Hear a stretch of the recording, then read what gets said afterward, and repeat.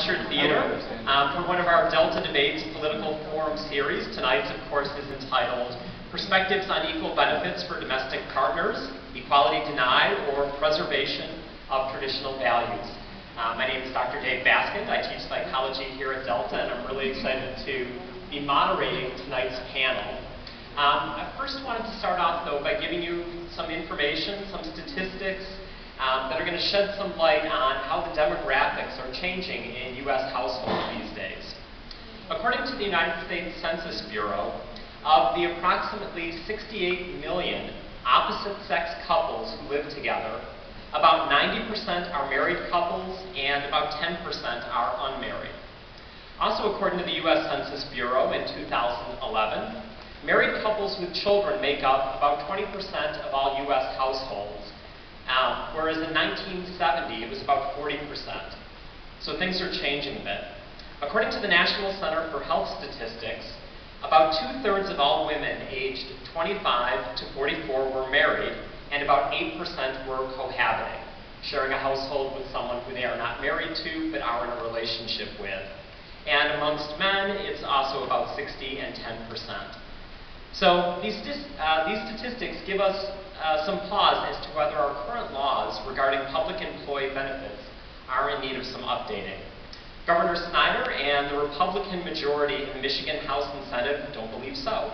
Last year, in fact, the legislature passed a ban on state institutions offering benefits, such as health insurance and retirement, to domestic partners of public employees. The American Civil Liberties Union has filed a lawsuit in federal court, we're going to hear more from the ACLU in a bit, which challenges the law on the grounds that it discriminates against domestic partners and denies them equal protection from the state. The ACLU argues that requiring gay and lesbian employees to carry the financial responsibility for their partner's health insurance while allowing heterosexual couples to marry and receive benefits is unconstitutional discrimination. Thus, heterosexual couples have the option of getting married and receiving benefits, while that option is not available to homosexual couples who are currently denied marriage under the Michigan Constitution. Before we go any further, a quick little point of clarification. There is nothing in the law that prevents private employers, such as Dow Chemical, from offering any of these benefits. The law strictly applies to government institutions. So this does apply to universities, but the K-12 system and community colleges, we don't know if this applies to universities yet, but the K-12 system and community colleges are impacted by this decision. Tonight's forum is going to focus on domestic partner benefits, both for gay and straight couples alike, and the question of gay marriage applies to this discussion from a constitutional standpoint. The 14th Amendment of the United States Constitution states, and I'm quoting here, "Nor shall any state deny any person within its jurisdiction equal protection from, protection of the laws." This is known as the Equal Protection Clause, and this prevents the government from unfairly and arbitrarily discriminating in the law. You might be surprised to learn that the United States Supreme Court has never interpreted the 14th Amendment to protect people from discrimination on the basis of sexual orientation. If the question of whether bans on gay marriage violate the U.S. Constitution is one day decided by the Supreme Court, its decision of whether to grant gay and lesbian couples protection could have sweeping effects on other parts of the law, including denial of spousal benefits. Furthermore, discrimination on the basis of sexual orientation is outlawed by the courts. Some fear that there will be harmful effects on religious freedom, claiming that the right to freely exercise their religion, which is also protected, of course, by the Constitution, would be violated. In addition to the legal and the constitutional arguments that apply here, this issue has a real personal impact on Michigan families as well, who may feel a financial impact under the denial of benefits. On the other hand, some religious groups believe that the traditional nuclear family is in jeopardy should society become more accepting of same-sex relationships. Furthermore, is this a question of economic recovery and jobs? We're going to touch on that a bit this evening. The question is whether Michigan is able to attract the most talented workforce possible if we we deny these benefits? And the flip side, would offering them be a financial burden on taxpayers? So here with me to discuss these questions are four panelists who I'm proud to introduce. We have Gary Glenn from the American Family Association. We have Jay Kaplan from the American Civil Liberties Union. We have Leslie Miles Sanders, who is here at Delta College and is a great last-minute pinch hitter. Thank you so much for being here tonight, Leslie. I want to give her special props for showing up last minute as we had a cancellation. And Elizabeth Ulrich, also from Delta College. I'm going to let them each introduce themselves and the perspective that they're lending to tonight's discussion as we get into our first question. Just so you folks know, we are going to be dividing our discussion into three, about 15 to 20 minute segments. We're going to be talking about some of the legal arguments up front. We're going to talk about some of the personal impact a little bit later. And then towards the end of the evening, we'll be talking more about the economic and job impact that this issue has. And while first we're going to hear from the panelists on each of those topics, at the end of each segment, we are going to open up the floor to hear questions and opinions from you folks out in our audience tonight. So we're going to begin here by sorting out what exactly we mean when we use the term domestic partner. So we'd like each of the panelists to maybe tell us a little bit about the perspective that you bring to this discussion and exactly what counts as a domestic partner. I'll let any of you jump in. Yeah, you want to go ahead, Jay? Sure. Thank you. I work for the ACLU of Michigan, and I'm a staff attorney. We have an LGBT legal project. And I think in terms of the word domestic partner, if we're talking about health insurance benefits for public employees, that's really a misnomer. Because our Michigan had passed a constitutional amendment in 2004 that has been interpreted by our Michigan Supreme Court as prohibiting providing health insurance benefits in the public employment sector based on the domestic partner relationship itself. So this law that David referred to actually doesn't involve domestic partner benefits programs. They involve health insurance programs where a person can select, a public employee can select an other eligible adult. Usually that person has to be someone who lives with the public employee. Sometimes they have to share legal documents. They might have to have some financial owned property together, things like that. But it's not based on the domestic partner relationship itself, because our Constitution, as interpreted by the Michigan Supreme Court, prohibits that form of program. Domestic partnership is usually defined as a committed relationship between two individuals, either opposite sex or same sex. And I think I'll leave. Do you want me to talk about my perspective, or is that too? Yeah, go ahead for now, and then we'll hear from some of the other panelists. Jeff. Okay. Well, you know, I'm struck by the title of this debate, this discussion tonight, as if the idea of equal rights and traditional values are opposites, or they're things that have to be pitted against each other. You know, one of the oldest traditional values, and probably one of the most logical traditional values in our country, is the idea that we treat people fairly in the workplace. If you have two people who are equally qualified for a job, doing the same job functions, working side by side, their work valued by the employer equally, then usually we can expect that they're going to be treated equally and fairly with regards to the terms and compensation of employment. And so that concept that for equal work you treat employees equally is something very traditional. And then something probably even more traditional, because it's based on the history of what our country was founded on, is the idea of equal protection. Under the United States Constitution, all people are afforded certain fundamental rights. There's the right to freedom of religion. There's the right to freedom of speech.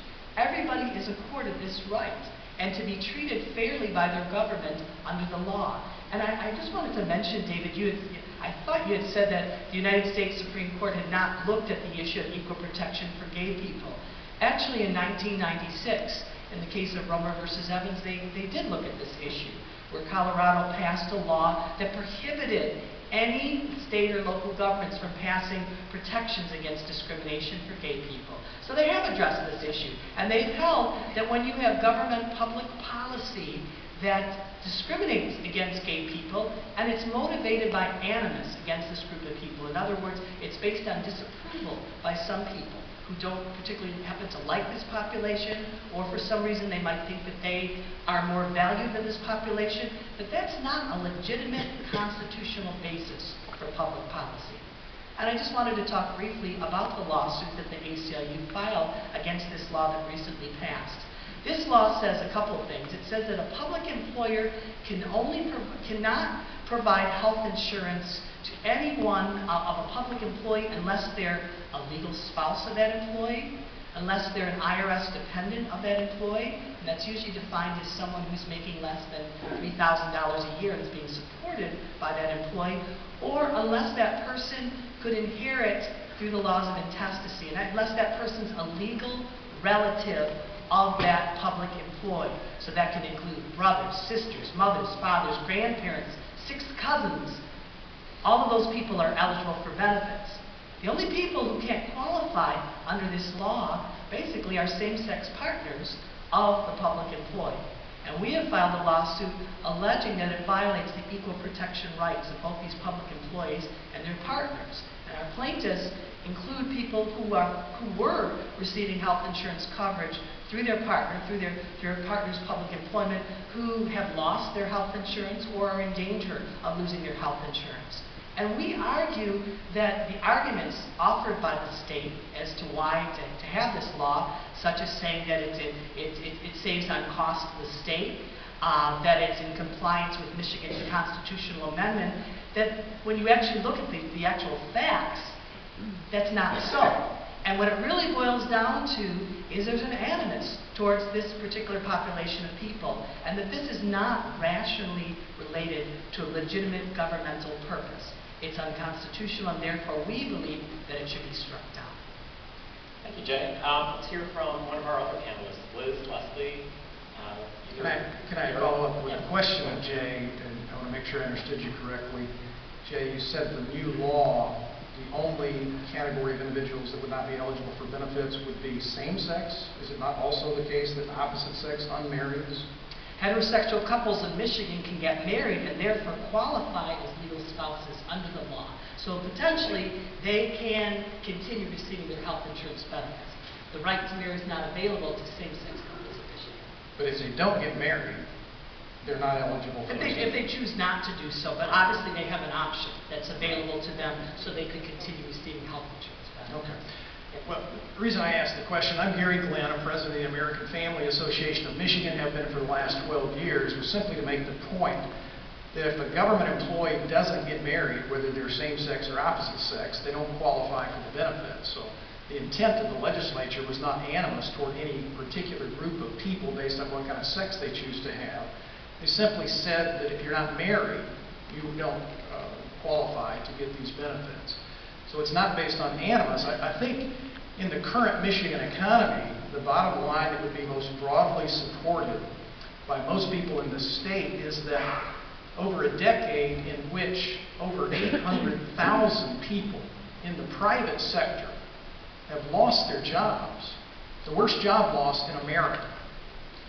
And probably that many or more who have suffered cutbacks in either wages or hours, maybe not lost their job completely, but suffered some type of cutback in their private sector compensation, that here we have government employees insisting that their benefits in a time of economic downturn ought to be expanded at taxpayers' expense.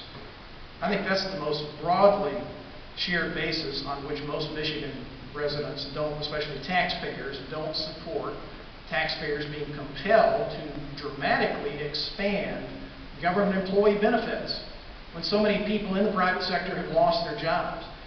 Now, the perspective that the AFA of Michigan brings to this issue, we are a Judeo-Christian advocacy group in Lansing and city councils around the state and county commissions.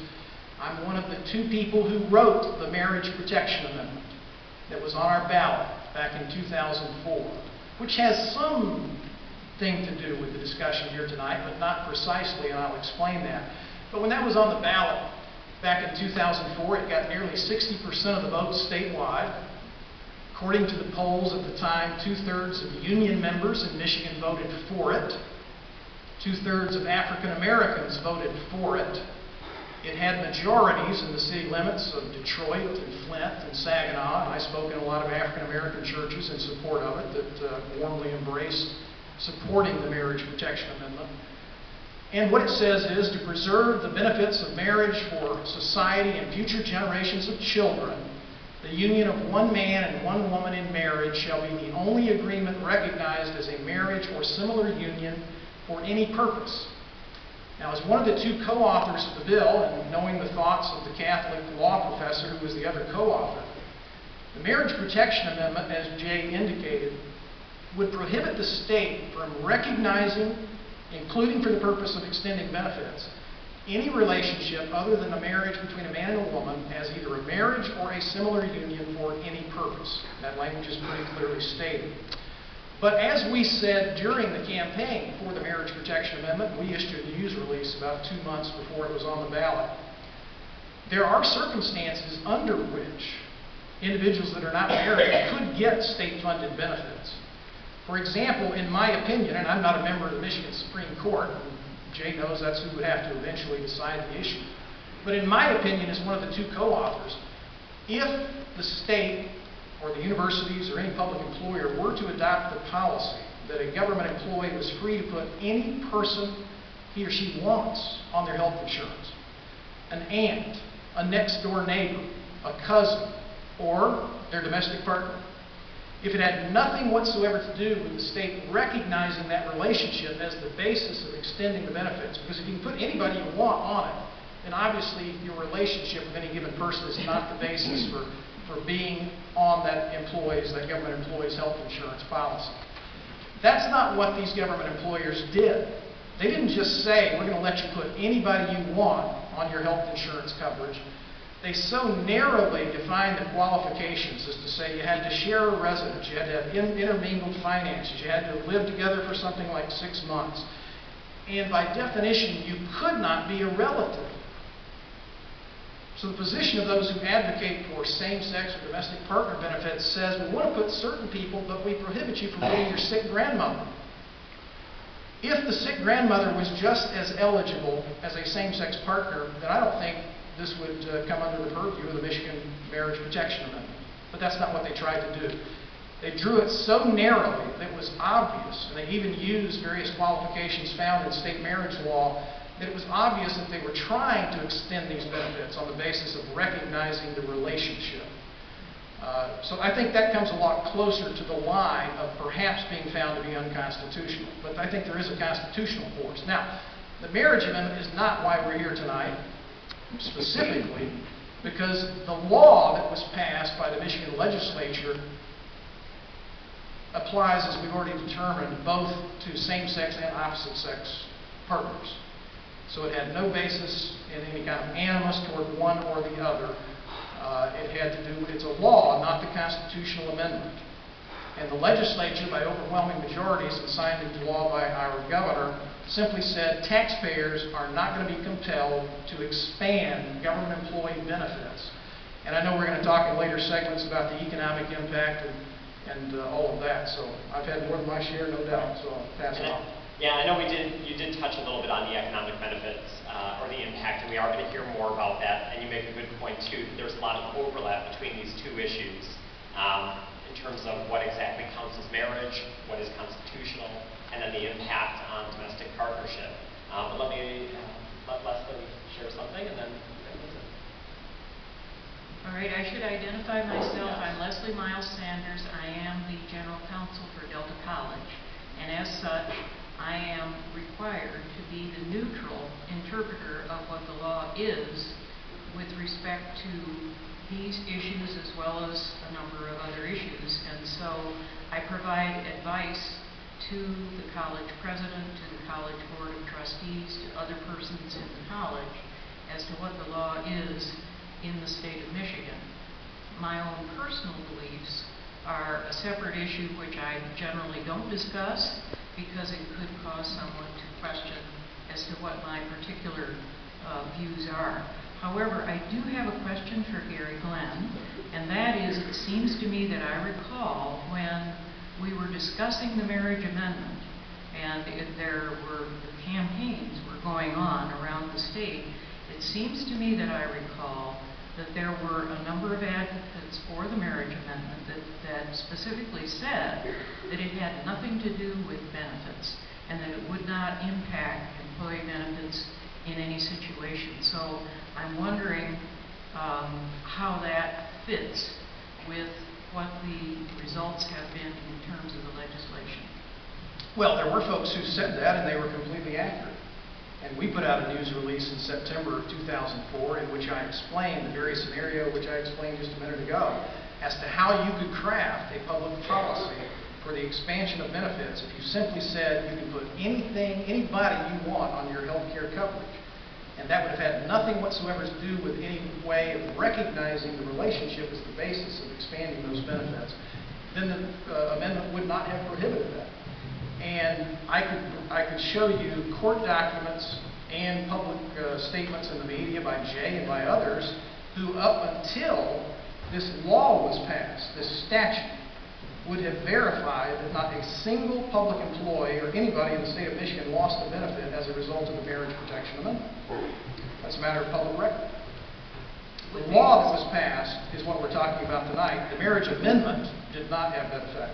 Right, but as interpreted by our Michigan Supreme Court, it actually turned out to have that effect, I do believe.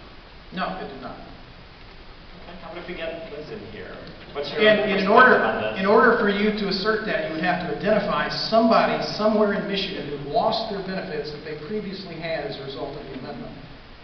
Now, you might be able to identify a wide range of employees who lost those benefits as a result of this statute that was passed in the last session of the legislature.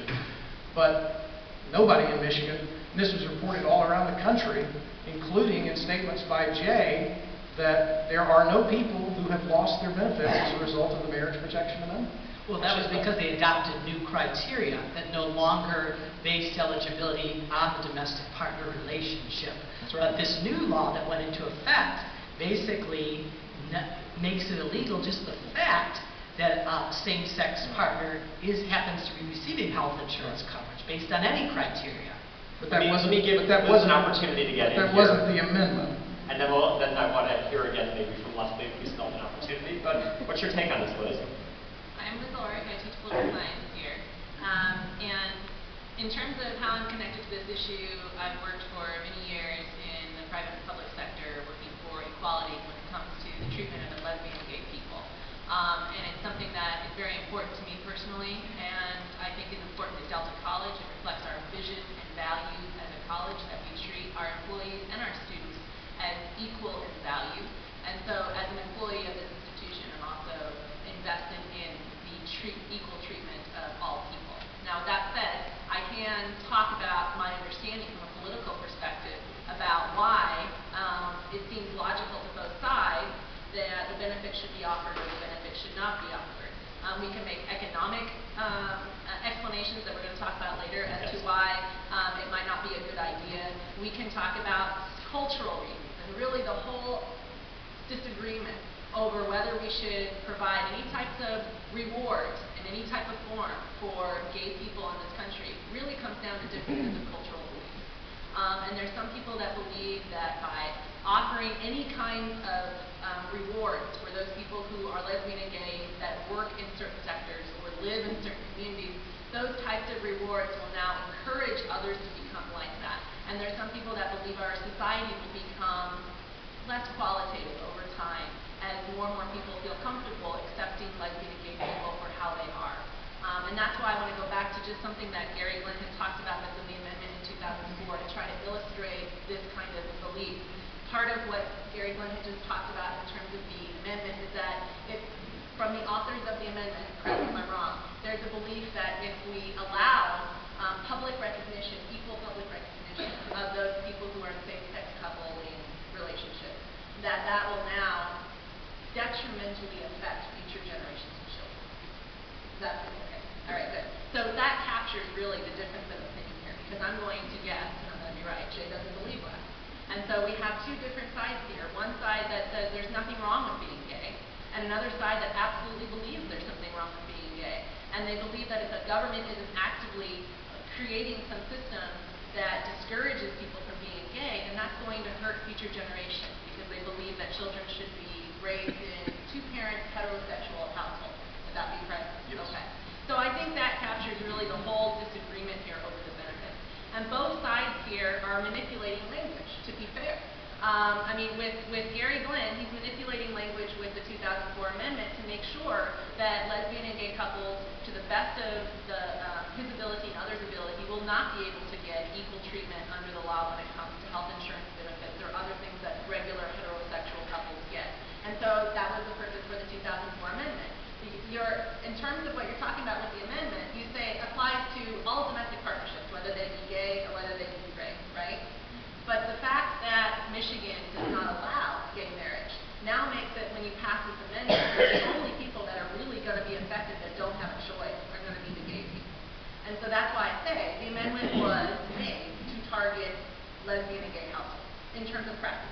And then in terms of what Jay is talking about, universities and colleges and other public institutions that have values, much like Delta, that says we're not supposed to discriminate against lesbian and gay people, we're supposed to treat them equally, come up with ways in which they can manipulate the language and create policies that say it's not really about being gay that you're going to get the health insurance. It's about being a domestic partner or a domestic connection somehow. And so there's some manipulation of the verbiage and the rhetoric and how these public policies of health care coverage are going to be created by these institutions to try to do the same thing that the other side did. Manipulate language to now make it so they can get their way. Okay? And so now there's this disagreement between these two sides that are coming in the court as to who has the right to manipulate any kind of coverage or laws that apply to lesbian and gay people. And Dr. Dave was right in terms of how it applies to sexual orientation with the 14th Amendment. Jay's right in how it was brought up in 1996 in a case. But overall, the Supreme Court has not agreed that the 14th Amendment applies wholeheartedly to sexual orientation. That is still something the Supreme Court works over and argues about. So as long as the Supreme Court is arguing about whether the 14th Amendment really does apply to people who are gay just as much as it applies to African Americans, we're going to continually have these legal disagreements over what the law says and what it doesn't say when it applies to the equality and equal treatment of lesbian and gay people. I'm sorry, I just have to take issue with that. I don't believe they said whether or not equal protection applies to gay people. I think what you're talking about is the level of scrutiny, that constitutional scrutiny that a court would apply. In other words, if you have a protected class, like race, it's strict scrutiny. If you don't have, in terms of a law that prohibits discrimination, it's a lower level of scrutiny. You're right. Let me just give Leslie an opportunity. I wanted to see if you wanted to respond to some of this, and then I do want to open it up to some questions from the floor, but I thought I would kind of give you the last word in this segment, if you would like. As the person that just came into this about 3 minutes before it started. Thank you very much. Dr. Dave. Yeah.